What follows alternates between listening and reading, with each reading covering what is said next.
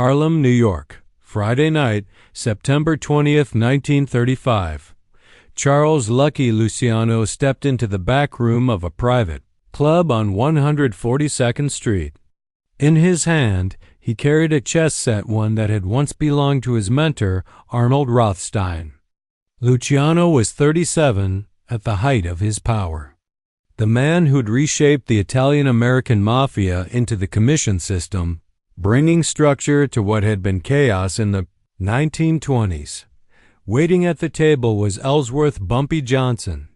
He was 30 years old, chief strategist and enforcer for Stephanie St. Clair, a rising figure in Harlem, known for using more than muscle, someone who saw the game beyond the streets. 3 days earlier, a message had been sent through trusted channels. Luciano wanted to play chess. Just a game. No business unless both sides agreed after. Just them and witnesses. A test of strategy. A quiet challenge. No threats. Just brains. Just presence. Everyone in Harlem's underground knew what this really was. A silent negotiation. Luciano was testing Bumpy, trying to see if this younger man deserved to be seen as an equal not by strength, but by intelligence. If a 30-year-old black man from Harlem could go, move for move, with the man who ruled the city's criminal order, and depending on how this game ended, Harlem's independent operators would either earn respect or be expected to fall in line. The back room was packed. 50 witnesses. Half invited by Luciano, half by Bumpy. The tension was real. No one said a word.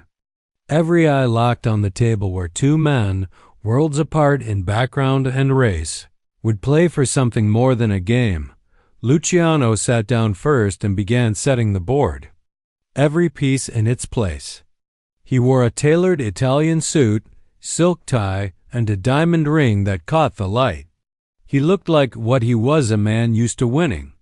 A man who didn't expect tonight to be any different. At 8:15 p.m., Johnson arrived. St. Clair walked with him, said a calm hello to Luciano, then took her seat among the crowd. Johnson wore a simple dark suit, white shirt, no jewelry, no flash. His presence was quiet but sharp. Where Luciano gave off power, Johnson gave off focus. "Mr. Luciano," Bumpy said as he sat across from him, "thank you for the invitation. I've been looking forward to this." Luciano smiled. A smooth, slightly amused smile. The kind that said he already saw how this ended. "I've heard you're good at chess, Bumpy," he said. "I've heard you think ahead. That you understand the game, not just the moves." He glanced down at the board. "Let's see if it's true. Let's see how you do against someone who learned from Rothstein himself." Johnson gave a small nod. No reaction to the subtle jab. Just looked at the board and said, "Your move." "Mr. Luciano, let's find out." The 6-minute game that shifted New York. At exactly 8:17 p.m., Luciano moved first king's pawn, 2 squares forward from E2 to E4. A classic opening. Bold. Controlling the center. He'd used it 100 times before against friends, rivals, and anyone else who'd tried to test him. Without pausing, Johnson responded. Sicilian defense. C7 to C5. It was aggressive. Complicated. It invited chaos. And more than that, it was named after Sicily, Luciano's homeland. That detail didn't go unnoticed. The room stayed silent, except for the light tap of pieces hitting wood. The game picked up speed quickly. Luciano played fast, throwing his knights and bishops into the center, pressuring, probing, trying to pin Bumpy down early. It was clear he'd played thousands of games. He moved with the confidence of a man who trusted his instincts and history. He was used to dictating the pace. Bumpy, though, played different, calm, careful, each move clean. He wasn't trying to overwhelm Luciano. He was laying something out, something that wasn't obvious yet. A shape, a structure. A plan. By the fourth minute, it looked like Luciano had the upper hand. His pieces were active. Bumpy seemed to be backing up, staying defensive. Luciano grinned. He thought the board was already tilting his way. That pressure was working. Then came minute 5. Luciano pushed harder. He was certain he saw a break in Bumpy's line. A bishop slid in. A knight followed. The trap was tightening. Or so he thought. But Johnson's next move flipped everything. It wasn't loud. It wasn't flashy. But suddenly, the structure he'd been quietly building came to life. A pin, a fork. A sacrifice that didn't look like one. Luciano paused. That pause was the first crack. He leaned in, frowned, looked again. Something was off. His aggression hadn't broken Bumpy's defense. It had walked into it. Johnson stayed composed. He didn't speed up. Didn't smile. Just made his next move. Then the next. And in less than 90 seconds, the entire board turned. Luciano had no winning lines left. The momentum was gone. Every path led to lost. And at 8:23 p.m., exactly 6 minutes after the first move, he tipped his king over. The room stayed silent for another few seconds. Then quiet nods. Glances exchanged. Something had changed, and everyone knew it. Luciano extended a hand. "Good game," he said. No smile now. Just respect. Johnson shook it. "Thank you," he said. It was. No speeches. No big declarations. But in that moment, the message was clear. Harlem wasn't bending to anyone. And from that day on, the Italian Commission didn't treat Harlem's operators as outsiders. They treated them as players, not because of muscle, not because of threats, because, in 6 minutes, Bumpy Johnson had proven he could think better. The witnesses on Luciano's side of the room were starting to relax. Smiles. It looked like their boss had the upper hand. The way he moved, the confidence, he was making it look easy. On the other side, Johnson's supporters were noticeably tense. Uneasy. Their man was being pushed hard, and from where they sat, it didn't look good. Then it happened. Around the 4.5-minute mark, Johnson made a move that drew quiet gasps from several people watching closely, especially those who knew the game. He moved his queen forward, boldly, directly into danger. To most, it looked like a blunder. A desperate mistake. Like he'd lost focus. Like he'd let the pressure get to him. Amateurs made those kinds of moves, not people who knew what they were doing. And certainly not in a match like this, with this many eyes watching. Luciano's face lit up instantly. His smile stretched wide. He saw what looked like an opening, maybe even the end. His hand moved straight toward his rook. "That was a mistake, Bumpy," Luciano said, his fingers curling around the piece. "You can't hang your queen like that. Not in a serious game." He slid the rook across the board and took Johnson's queen. Clean capture. The strongest piece gone. "That's the game right there," Luciano added, sure of it. Johnson didn't flinch. He didn't argue. He just leaned back slightly in his chair, eyes calm, voice low. "Take it," he said, "and see what happens." Luciano's witnesses were grinning now. To them, it was already over. A queen down? Against Luciano? That wasn't something you came back from. Johnson sighed, though his people looked crushed. Shoulders slumped. Eyes dropped. They thought it was over too. Then Johnson moved his knight. It wasn't loud. It wasn't flashy.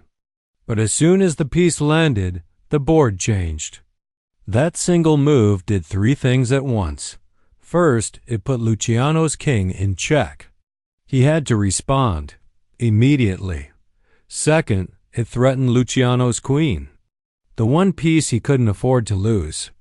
And third, Johnson's bishop, now revealed, was attacking the very rook that had just captured his queen. Luciano froze. The smile vanished. His hand, mid-air, stopped moving. For a moment, he just stared. Then it hit him. Johnson hadn't made a mistake. He'd set a trap.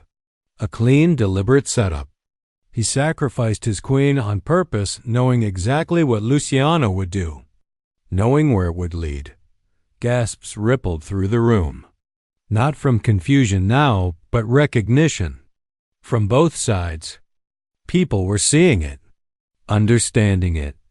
This wasn't luck. This wasn't emotion. This was calculated brilliance. Luciano had walked into it.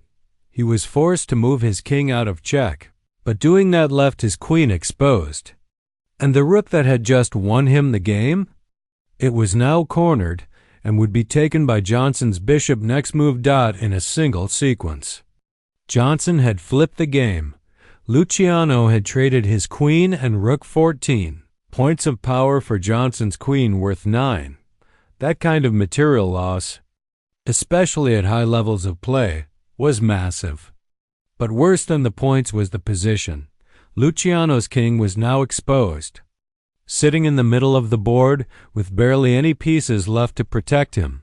Johnson, on the other hand, had 2 rooks, a bishop, a knight, and several pawns all lined up, all working together. Luciano scrambled to defend. He moved pieces quickly, trying to build a wall around his king, trying to throw Johnson off rhythm. But every move was met with another threat. Another forced reply. Johnson wasn't rushing. He wasn't forcing anything. But his pieces were moving like clockwork. Each one in sync. Each step adding more pressure. Every time Luciano tried to defend one threat, 2 more appeared. And then, exactly 6 minutes after Luciano had made his first move at 8:23 p.m. on the dot, Johnson moved his rook down to the back rank. Check. Luciano leaned forward, studying the board. He stared for 30 seconds, searching. Was there any way out? Any piece to block? Any square to run? There wasn't. Every escape was covered. Every piece that might help was pinned. Checkmate. For several seconds, the room stayed completely silent. Everyone froze, processing what had just happened. Then came the applause. Quiet at first from Johnson's side. Then louder. Their man hadn't just won. He'd taken apart the most feared crime boss in the city using nothing but brainpower and patience.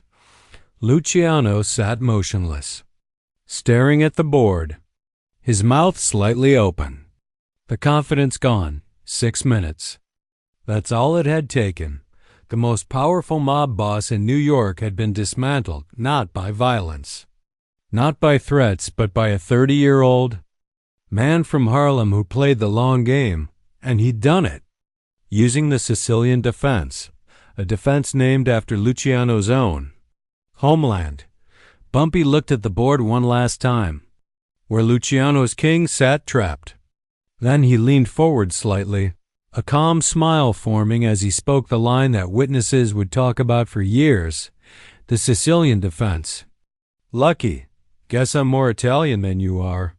The room broke into laughter. From Luciano's side, it was nervous laughter, people unsure how their boss might respond to being outplayed and then hit with a joke at his expense. From Johnson's side, it was the real thing. Genuine laughter. A moment of joy after witnessing their man pull off a flawless victory, capped with a perfectly delivered line. It worked on every level. Johnson had just beaten the most powerful Sicilian mob boss in America using the Sicilian defense, a strategy named after Luciano's roots. And with that single comment, he'd not only referenced the game, but subtly suggested he understood Sicilian-style thinking better than the Sicilian himself. A light jab, wrapped in humor, so smooth that even Luciano couldn't really be mad about it. For a few seconds, though, nobody moved. Nobody spoke. Everyone waited to see how Luciano would react. Would he take it personally? Would he feel disrespected in front of 50 witnesses? Would this turn into something bigger? Luciano leaned back in his chair. Slowly, he rubbed his face with both hands, like he was trying to wake up from something that hadn't fully registered yet. When he finally looked back at Johnson, his whole expression had shifted. The shock was still there, but now it carried something else: respect. Maybe even admiration. Then he laughed out, not the kind of laugh that masks anger. Not something forced. A real laugh. Honest. The kind that said he recognized what had just happened, and maybe even appreciated it. "You know what, Bumpy?" Luciano said, still chuckling. "You're right. You are more Sicilian than me. That queen's sacrifice making me think I had the game locked down while I was walking right into a trap. That's exactly the kind of deception Sicilians are known for. And you pulled it off perfectly. I walked right into it." Luciano stood up slowly, still staring at the board as if it might tell him something he missed, as if the pieces might confess where it all went wrong. When he finally looked back at Johnson, it wasn't just as a rival. His gaze cut through the race lines, the territorial divides, the assumptions. This wasn't about Harlem or downtown anymore. 6 minutes, he said softly, his voice filled with something between disbelief and admiration. "You beat me in 6 minutes. I've been playing for 20 years. Rothstein taught me the game. I've beaten real players, masters, guys who make a living studying chess. And you just took me apart like I was a beginner." He extended his hand across the table. "You earned my respect tonight, Bumpy. You didn't just win. You showed a level of intelligence I don't come across very often. You think ahead. You see patterns. You understand how people think. That queen's sacrifice. I thought you cracked. I thought you panicked. But really, you were setting me up, making me overconfident, letting me dig my own hole." Luciano glanced at the remaining pieces, modest ones, the ones he hadn't paid attention to earlier. "And then you finished me off with pieces I didn't take seriously. That's more than chess. That's understanding people, using psychology like a weapon." Johnson stood, shook Luciano's hand firmly. No showboating. No gloating. Just a solid handshake, man to man. The kind that meant something. The room stayed still. Nobody wanted to miss this moment. Two men, different races, different worlds, different rules, standing face to face with real mutual respect. Not because they had to, because it had been earned. Then Johnson spoke. 5 words. Soft, but clear. The kind of words that stick. "I don't play to lose." Silence again, but not awkward. This time, it was reverent. Everyone in that room understood those words went beyond the board. It wasn't just about chess anymore. It was about how Bumpy Johnson lived, how he thought, how he moved through the world. "I don't play to lose" was a mindset, a mission, a way of doing business on the street, in a room like this, or in life. Luciano stared at Johnson for a few seconds longer. Then he smiled again. A slower smile this time. One that came from deep understanding. "No," he said. "I guess you don't, and I respect that more than anything. You didn't come here hoping to hold your own, or just not embarrass yourself. You came here ready to win, certain you'd win, and you played it perfectly. That's the difference between people who succeed and people who fall short in this business or any business. You don't play to lose." Luciano turned and addressed the room now, raising his voice slightly so every person in the room, his people, Johnson's people, could hear. "Everyone here just watched Bumpy Johnson beat me at chess in 6 minutes, he said, using the Sicilian defense. And it couldn't be more fitting, because he just proved he's more Sicilian in his strategy than I am." He paused, looked around the room. That wasn't luck. That wasn't some one-time fluke. That, Luciano said, his voice firm and clear, was superior intelligence and strategic preparation. He stood straight now. addressing the entire room, not just Bumpy Johnson, but every person watching, especially those who had come with him. I want everyone here to understand something. Bumpy Johnson isn't just some street-level enforcer. He's not just muscle. He's a strategist. Someone who thinks 5, 10 moves ahead. Someone who sets traps you don't even see until it's too late. Someone who understands how people think and uses that understanding to make them walk right into their own defeat. He paused, letting the words settle in. He deserves respect. Not just mine. From everyone I work with. From every organization that looks to me for direction or control. Luciano turned now to the witnesses on his side: Italian mobsters, political figures, business partners.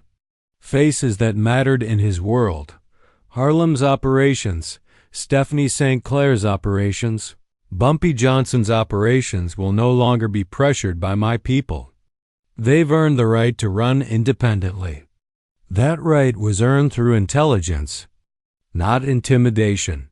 His tone shifted slightly, a little sharper, and let me be clear. Anyone under my influence who underestimates Bumpy Johnson because he's young, or because he's black, or because he isn't part of our traditional structure will answer to me. That kind of thinking?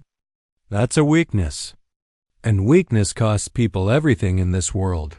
He looked across the room again. Respect intelligence. Wherever you find it, no matter what it looks like. That's the lesson I just learned. The hard way. And I expect all of you to learn it too. The men on Luciano's side nodded. They understood something had shifted. The rules of engagement with Harlem had changed. On Johnson's side, quiet smiles spread. They saw what had happened. This wasn't just a win on the board. Johnson had earned something more powerful: operational freedom.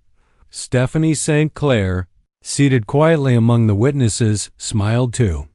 She had sent Bumpy to that game knowing exactly what was at stake. Knowing it wasn't just about chess, it was about Harlem's position going forward. And Johnson had delivered. He hadn't asked for power. He had earned it. The second game. Within 24 hours, the story spread like wildfire. Across New York's criminal circles, everyone was talking. Italian families, Irish crews, Jewish syndicates, black independent operators, the 6-minute chess game, the Queen's sacrifice, Luciano's public admission of respect. But nowhere did the story land harder than in Harlem. It became a symbol. A point of pride, a piece of history. For Harlem, it wasn't just about beating Lucky Luciano. It was about what that victory meant. That black intelligence could match, even outclass, the so-called masterminds of the underworld. That respect could be earned, not demanded with threats, but won through thought, precision, and calm power.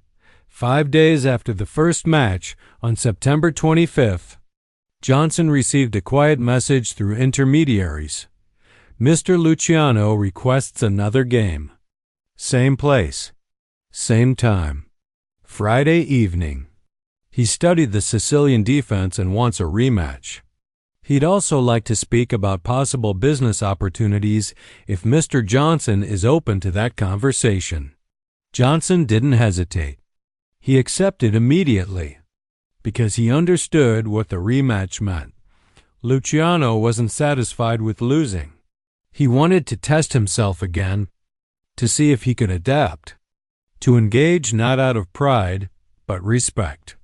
The first game had sparked something deeper, a real intellectual rivalry. Friday, September 27, 1935. The second game. Same private room. Same table. But fewer eyes this time. Just 20 people total, 10 from each side. No spectacle.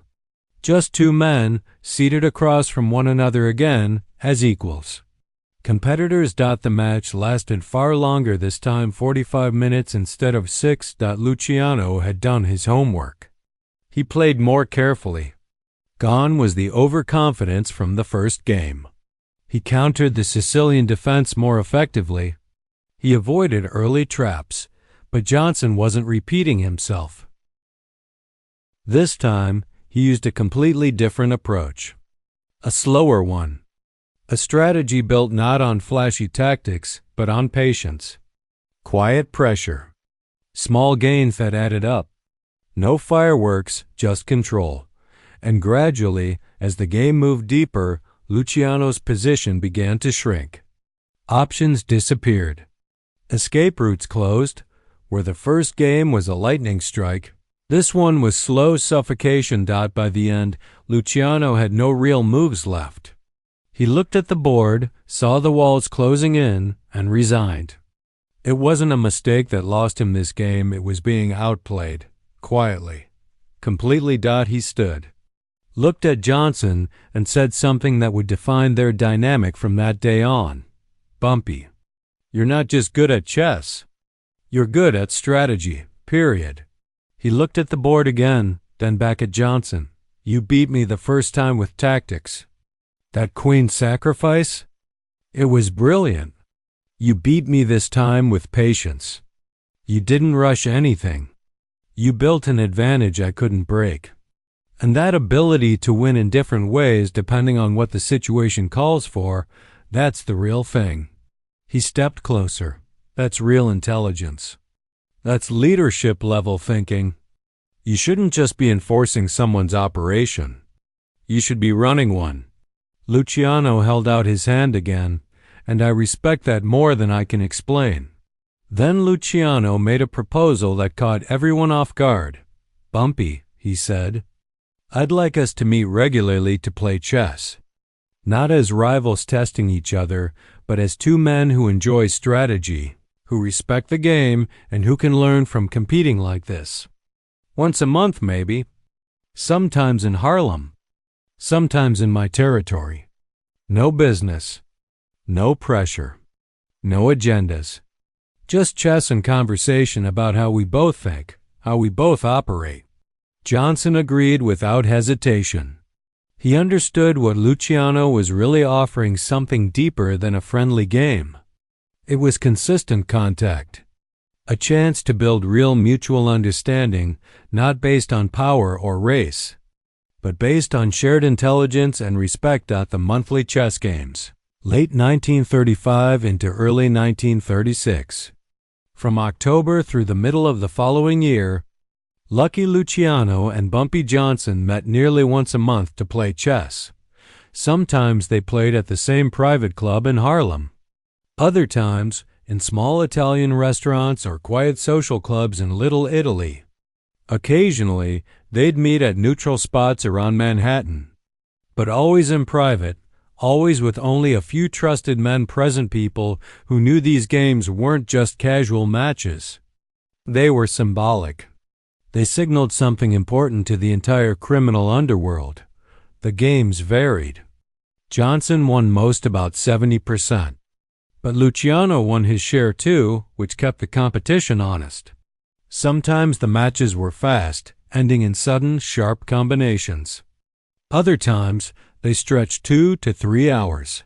Long battles of patience and pressure. But the real value wasn't in who won or lost. It was in the conversations between moves. As they played. Luciano would ask Johnson's thoughts on real situations, issues in his organization. Difficult partners, how to handle law enforcement pressure without escalating. Johnson would give thoughtful, calm advice. Not guesses, strategic assessments. Luciano listened. And often, he used the advice. Theodore Green, one of Johnson's longtime associates, once said that Lucky treated those chess games like high-level consulting sessions. He'd bring Bumpy problems from his world, and Bumpy would look at them like chessboard, spotting weaknesses, suggesting paths forward, explaining how people might respond, and when those ideas worked, Lucky gave credit. What started as a test had turned into something real. Luciano genuinely valued Johnson's perspective. Word spread fast in the underworld. When people heard Lucky and Bumpy were playing chess that night, they knew what it meant. Peace still held. Harlem and the Italian Commission were still in sync. Cooperation was strong. The relationship that began with that 6-minute game in September had grown into mutual trust. As one observer put it, those chess games were diplomacy. As long as Lucky and Bumpy were playing, there was peace. The meetings proved something bigger, that respect, even in the underworld, could be earned by intelligence. That two men from different races and backgrounds could work together, not by ignoring the world's divisions, but by rising above them. Young men from both sides watched, Italian and black street soldiers alike. And what they saw changed things. They saw that power didn't just come from muscle or threats. It came from the mind. From being able to think, October 1935, the Dutch Schultz problem, while these games were just beginning, another storm was growing. Dutch Schultz. Schultz had been a constant problem in Harlem. For years, he tried to force his way into the numbers business through pure violence, killing operators, threatening families. Refusing to negotiate, he wasn't just a problem for Harlem. Luciano saw him as a threat to everything. Schultz's reckless violence brought attention, too much of it. Prosecutor Thomas E. Dewey was already building cases against top mob leaders, and Schultz's tactics were giving him fuel. Luciano had decided Schultz needed to be taken off the board, not to protect Harlem, but to protect the entire structure of organized crime. Still, before making that move, Lucky wanted clarity. If Schultz was eliminated, would Harlem hold? Would things calm down? Or would his death spark chaos that brought even more heat? On October 15, 1935, Luciano invited Johnson to dinner at an Italian restaurant in Midtown. They ate, talked about business, life, and strategy, then played a game of chess. Johnson won in 22 minutes. Another queen sacrifice. Another clean trap. Luciano shook his head after the loss and leaned forward. "Bumpy," he said, "I need your honest strategic opinion. Schultz is causing problems for everyone. For Harlem, because he's terrorizing your people. For my operations, because the attention he's bringing threatens us all. And for the Commission, because he refuses to follow the rules we agreed on to limit violence." He paused, looking across the board. "If we remove him, what happens next?" "I'm going to the Commission next week," Luciano said quietly. "I'm seeking approval to eliminate Schultz. He's become too reckless, too dangerous to leave alive." He leaned forward slightly. "But before I make that move, I need to know what happens after. If Schultz disappears, what happens to Harlem? Be honest with me, Bumpy. Can you and Stephanie keep Harlem stable? Or does removing him just create a new kind of chaos?" Johnson appreciated the directness, and he responded just as plainly. "If Schultz is gone, Harlem settles within a week," he said. "The independent operators come back. No more fear, no more blood in the streets. Stephanie has respect across Harlem. People see her as the one who stood tall when others folded. They'll follow her leadership." He paused, making sure Luciano was with him. "I'll handle enforcement. We won't need violence because once Schultz is gone, most operators will cooperate on their own. The community is behind us. People in Harlem are ready for peace. They've lived under Schultz's brutality for years. They don't want anyone else like him coming in." Johnson's tone was calm, confident. "Give us autonomy. Respect our independence. Let us run policy our way. Harlem will be peaceful and profitable." Within days, Luciano studied him, watching his face closely, trying to read whether this was confidence or wishful thinking. "And if I give you that autonomy," he asked carefully, "if I go to the Commission and tell them Harlem's policy games will stay under independent black control, are you confident? No turf wars? No fights among Harlem operators? You won't need us stepping in?" "I'm confident," Johnson replied without hesitation. Stephanie and I have been preparing for this. We know who will cooperate and who might resist. We have ways of resolving those problems without violence. Mediation, pressure, strategy, not terror, not war. He leaned forward now. We're ready to take full control the moment Schultz is gone. And we'll keep it peaceful. That's what Harlem needs, and we can deliver it. Luciano smiled then and extended his hand. That's exactly what I wanted to hear. Because when I go to that meeting next week, I'm telling the commission it's time. Schultz has to go. And after he's gone, Harlem belongs to Stephanie St. Clair and Bumpy Johnson. Full autonomy. No interference from my organization. No tribute. No pressure to operate under our rules. He paused again, watching Johnson's reaction. You run Harlem your way. What works for your people? In return, we collaborate when it makes sense for mutual benefit. No strings. Johnson shook his hand, firm and certain. That sounds more than fair, he said. You have my word. Once Schultz is gone, Harlem will be quiet, professional, no heat. We won't be out here drawing attention. We won't be fighting Italian crews over territory. We'll stay in Harlem and we'll run things clean. No chaos. No violence like Schultz brought. They shook on it, two men making a serious agreement.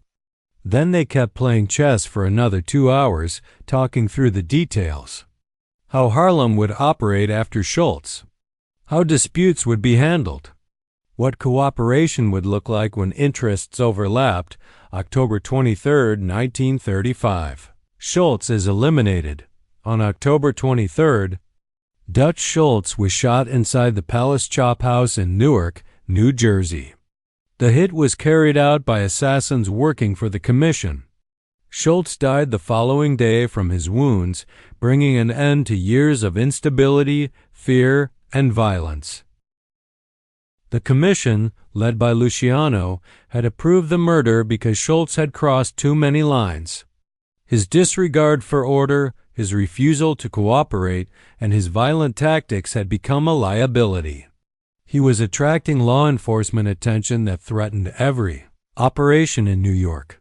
His removal was necessary for stability and for survival. Word of Schultz's death spread quickly. By nightfall, Harlem knew the terror was over. His crew collapsed instantly. Enforcers scattered. Some disappeared. Others changed allegiance. The businesses he once controlled were absorbed by new hands, and just like Luciano and Johnson had planned 3 weeks. Earlier Harlem's numbers game stayed in Harlem's hands. Luciano's organization didn't step in. They didn't send enforcers. Didn't demand payments. Didn't impose their rules, true to his word. Luciano left Harlem alone. He honored the agreement he'd made with Johnson, an agreement not based on power, but on mutual respect and strategic trust. Within a week, Harlem's policy operations were back on their feet, steady, stable. Operators, who had gone quiet during Schultz's reign, returned to work. Peace returned, and Harlem belonged to Harlem again. The violence and fear that had defined Schultz's reign ended almost overnight. Harlem residents welcomed the return of peace, and many understood exactly what had helped secure it: Bumpy Johnson's mind. The same intelligence that beat Lucky Luciano at chess in just 6 minutes had now earned Harlem autonomy.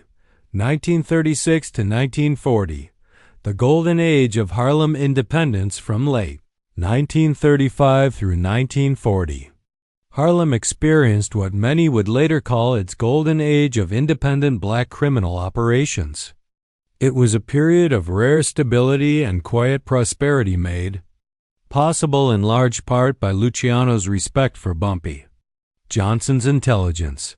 Stephanie St. Clair and Johnson held complete control over Harlem's policy gambling operations. They ran things professionally with minimal violence and built a reputation for fairness and consistency. Their operations generated millions of dollars. But more than profit, they built community support. They employed hundreds of Harlem residents, invested in legitimate businesses, funded local causes, and proved that black operators could run successful enterprises without supervision from anyone else. Luciano and Johnson continued their chess matches throughout this period, sometimes once a month, sometimes every 6 weeks depending on what was happening in their worlds. The game served multiple purposes. Yes, they were still friendly competitions, but they were also symbols, markers that the peace between Harlem and the Italian Commission still held. Luciano genuinely looked forward to those games. One of his closest associates later recalled, Lucky treated those games like social events. He'd study chess between matches, come up with new strategies, get excited when he won, which wasn't often, but he enjoyed trying. More than the game, though, Luciano valued the conversations. He brought real problems to the table, strategic challenges he was facing, and would test his ideas against Johnson's thinking. He wanted input, advice, insight, and Johnson never disappointed. Luciano began to treat Johnson like a trusted advisor, not just a peer, but someone whose mind he genuinely respected, and as that relationship grew stronger, others noticed. The word spread across the criminal world. If Lucky Luciano, head of the commission, most powerful mob boss in America, treated Bumpy Johnson as an intellectual equal and gave Harlem full autonomy, then others needed to respect that as well. The chess games became quiet messages to the underworld. The games meant peace. Theodore Green once explained, when people heard Lucky and Bumpy had played, it meant everything was still good. It meant Harlem was secure. It meant cooperation was still profitable. And it meant that intelligence, not race, was the measure of respect. What had started as a test had evolved into something bigger, the foundation of the most successful alliance between Italian and black criminal networks in New York's history. The friendship deepens by the end of 1936 and into 1937. The bond between Luciano and Johnson had grown into something more than business. It was friendship built not on shared culture or background, but on a mutual appreciation for intelligence and a shared love of strategy. They began meeting just to play chess. No business. Just quiet games between two minds that respected each other deeply. Those sessions lasted longer than the earlier ones. Neither man rushed. Both enjoyed the challenge. They started exchanging books on war, history, strategy, philosophy. Luciano gifted Johnson a leather-bound copy of The Art of War with a handwritten note. To Bumpy, the most strategic mind I've encountered in 20 years of this business. Your friend, Lucky. A few weeks later, Johnson returned the gesture, sending Lucky a rare edition of The Prince by Machiavelli. His inscription read, to Lucky, who understands that intelligence transcends all boundaries. With respect, Bumpy. They'd debate those books during games. Which ideas still applied to modern operations? Which were outdated? It became clear that both men were more intellectually sophisticated than the world gave them credit for. They weren't just tough guys with power. They were thinkers. One observer who attended several games said, here were two men from totally different worlds. Lucky was Sicilian, built his power through the old Italian networks, the gang wars of the 20s. Bumpy was black, born in South Carolina, rose through Harlem streets with a deep understanding of his community. They were supposed to be enemies, divided by race, culture, everything. But instead, they were friends, real friends, because they both believed intelligence mattered more than anything else. And they saw that in each other. Their friendship wasn't just rare, it was remarkable. It challenged every norm of 1930s America. And it existed only because two men had the ability to see past social conditioning. and recognized brilliance when they found it. June 1936. Luciano's arrest and the final game on June 1, 1936. Lucky Luciano was arrested by New York City police. Charges were brought by prosecutor Thomas E. Dewey. Compulsory prostitution. It marked the beginning of the end of Luciano's direct control over New York's underworld. Luciano was convicted in June 1936 and sentenced to 30 to 50 years in prison, effectively ending his reign as America's most powerful mob boss. But before surrendering to authorities, he had one final request: a last chess game with Bumpy Johnson. The match was scheduled for the evening of June 5, 1936, at the exclusive club in Harlem, the same place where they had played their very first game 9 months earlier, back in September 1935. But this night felt completely different. That first game had been a test. Luciano challenging Johnson to prove he was worthy of respect. This final game was something else entirely. A farewell between two men who had grown into genuine friends through months of competition, conversation, and mutual understanding. They played for 90 minutes. It was the longest game they had ever played. Fierce but friendly. Both men were fully focused, playing at their absolute best. Their 9 months of regular matches had sharpened their skills. It was clear each had made the other better. The match ended with a narrow win for Johnson after a deep, complex endgame one that could have gone either way depending on just a few subtle decisions in the final moves. When the game was over, Luciano leaned back, looked at the board one last time, and then said something that captured everything their relationship had become. Bumpy, I'm going away for a long time, probably for the rest of my life. Dewey's charges are serious, and the politics behind this case are too big to beat. But I want you to know something. These past 9 months, these games, these talks, learning to respect your mind and calling you a friend, this has been one of the best experiences of my career. He paused. You taught me something I should have known already, but didn't truly understand until I met you. That intelligence doesn't come from power or position or race. It can come from anywhere. And respecting intelligence, wherever you find it, that makes you stronger, not weaker. Luciano's voice softened slightly. That's a lesson I'm taking with me. And I hope everyone in our world, everyone watching us, learns from what we built. Johnson replied with the same level of sincerity. Lucky, you gave Harlem something no one else ever did: freedom. Freedom to run our own operations without interference, without tribute, without being forced to bow to someone else's rules. You did that because you respected intelligence over race. Because you saw that cooperation based on mutual respect is smarter than domination based on fear. He paused, meeting Luciano's eyes. That's rare wisdom. And it didn't just help Harlem. It helped everybody. I'll always remember that. And I'll always remember you as someone who proved that intelligence and friendship can go beyond all the divisions meant to keep us apart. They shook hands. Firm and unspokenly final. The next morning, Luciano reported to prison. 1936-1945. The legacy lives on even after Luciano was locked away.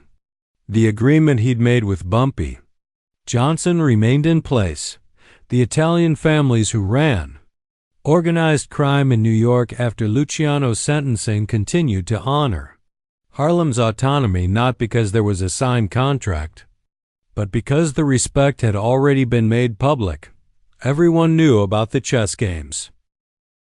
Everyone had heard Luciano's words, his clear statements that Harlem's independence had been earned through intelligence, not violence, and deserved to be respected. To challenge Harlem's autonomy now would be to challenge Luciano's judgment, to say he'd been wrong, to disrespect the legacy of someone who, even from prison, still held influence. No one wanted to do that. Partly out of loyalty, partly out of practicality. but mostly because the arrangement was working. Harlem's policy operations remained peaceful, profitable, and low profile. There was no chaos, no turf wars, no law enforcement heat. And that made it easy for everyone to let Harlem be. Bumpy Johnson continued visiting Luciano in prison from time to time. He brought chess sets. They played games in the prison visiting room. The schedule was limited by rules, but they found ways to maintain contact, ways to keep alive the friendship that had started with one 6-minute game in September 1935. That friendship became the stuff of legend, the story of how two men, one black, one Italian, became allies through nothing but mutual respect and strategic thinking. The story of how a chess game changed the way an entire community was treated. As Theodore Green reflected years later, the story of Lucky and Bumpy's chess games is one of the most famous legends in New York's criminal history. Two men who should have been enemies. One game, 6 minutes. That's all it took to change everything. It wasn't just about the games, though. Each match was a brilliant display of strategic thinking. What made those chess games legendary was what they stood for. Represented the idea that intelligence transcends race, background, and status. That respecting capability creates stronger alliances than demanding submission. That friendship based on mutual respect can overcome the very social divisions designed to keep people apart. The story inspired not only those in criminal circles, but people far beyond. It showed young black men in particular that intelligence, when clearly demonstrated, would be respected even by those with power, even by people from different worlds. And it proved that the 6 minutes Bumpy Johnson spent defeating Lucky Luciano in September 1935 would echo for decades. Epilogue: the power of 6 minutes and mutual respect. Lucky Luciano spent 9 years in prison before being released in 1946, reportedly as a reward for his quiet cooperation with the U.S. government during World War II. Upon release, he was deported to Italy. He never returned to America, but he continued to influence organized crime from abroad, communicating discreetly with trusted associates. Bumpy Johnson, meanwhile, maintained control over Harlem's operations until 1952, when he was imprisoned. When he was released in 1963, he returned to Harlem and resumed leadership until his passing from a heart attack in 1968. In their later years, both men would occasionally reflect on the games they played during those 9 months in 1935 and 1936. Luciano would tell fellow inmates and associates, "A black man from Harlem beat me at chess in 6 minutes using the Sicilian defense and taught me something I should have already known. Intelligence doesn't care about race." Johnson would pass the story to younger operators. "Playing chess with Lucky gave Harlem its freedom. Not because I was stronger, because I proved we could think just as well as anyone else. Better, even." And respect followed. And of course, there was the phrase, "I don't play to lose." Spoken by Bumpy after that very first win, it became legendary. Not just in the underworld, but in American culture. It was repeated in prisons, locker rooms, classrooms, business meetings, anywhere people faced a challenge.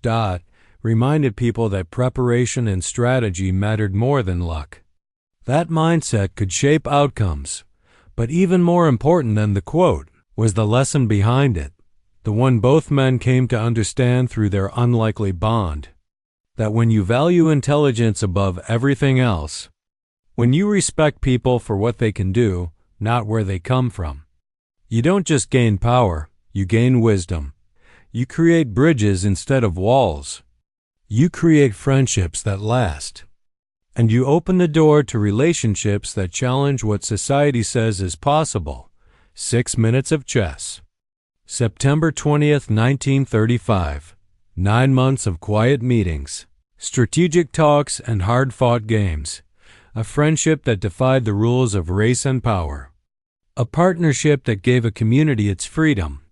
A story that proved respect for intelligence could break barriers that violence never could. That was the real power behind that first chess match. Not just the clever tactics. Not the perfect trap, but the moment two men looked across a board and saw equals. A Sicilian mob boss. A black strategist from Harlem. Enemies on paper. Friends in truth. And together, they created a legend. Not just because Bumpy said, "I don't play to lose," but because through those words and the actions that followed, they showed the world that strategic thinking, when matched with mutual respect, could change not just a game, but entire lives, entire communities, and sometimes even history.